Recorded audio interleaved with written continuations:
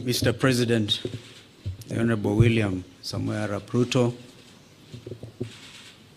Prime Minister Raila Odinga, both co-principals of the NADCO process.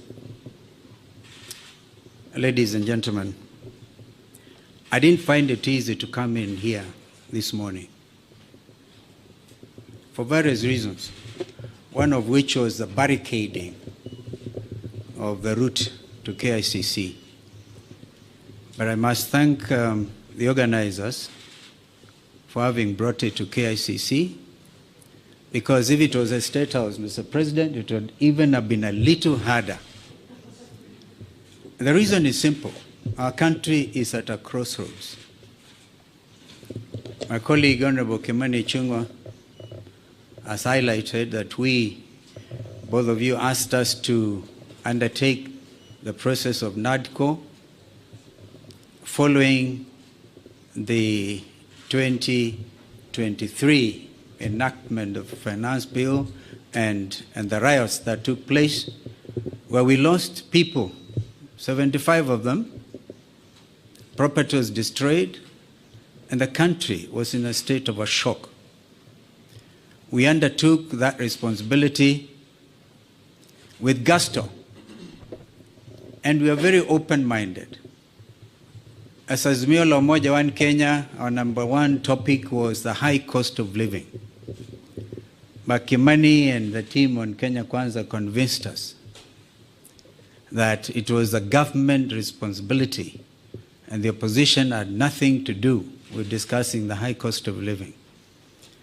I hope that in the light of recent developments, my friend Kimani would have revised that thought.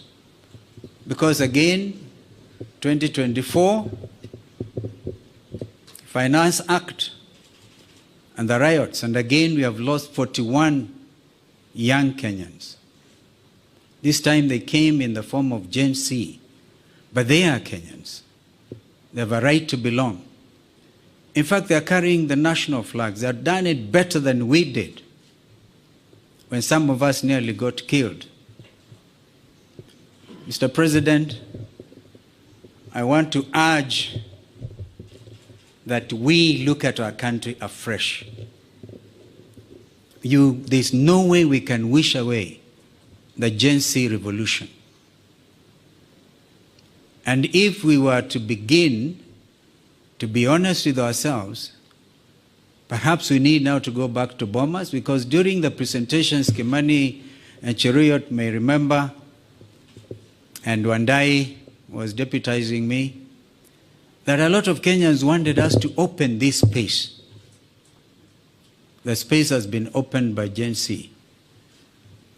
I wish we had moved with speed. It has taken inordinate delay to get to where we are today, to get the first product out of NADCO. And I'm not so sure, my friend Kimani, whether it is expected of us to even fast track the other 8. They have to be juxtaposed by the reality of the country and this new revolt. If we are not careful, all of us will get thrown out by the Gen Zs, because they say we have come of age. You say that we are leaders of tomorrow, we are leaders now. We can't wish them away. Therefore, I want to urge that we now look at the whole thing. For example, we have now set up the process of nominating new commissioners. We made it very clear that both you, Mr. President, Mr. Raila Odinga, the Prime Minister, will have to agree on, perhaps most importantly, on who becomes the chair of the new IBC. That principle of consultation was inbuilt, and I thank my colleagues because we didn't have to struggle much to agree. But now is the time. The country is at a crossroads. Can we, for a beginning, even in order to bring the country to normalcy, can you, Mr. President, order the Inspector General of Police, if he doesn't resign, can he remove the police from the streets? Can the army get out of our streets and back to the barracks? I thank you.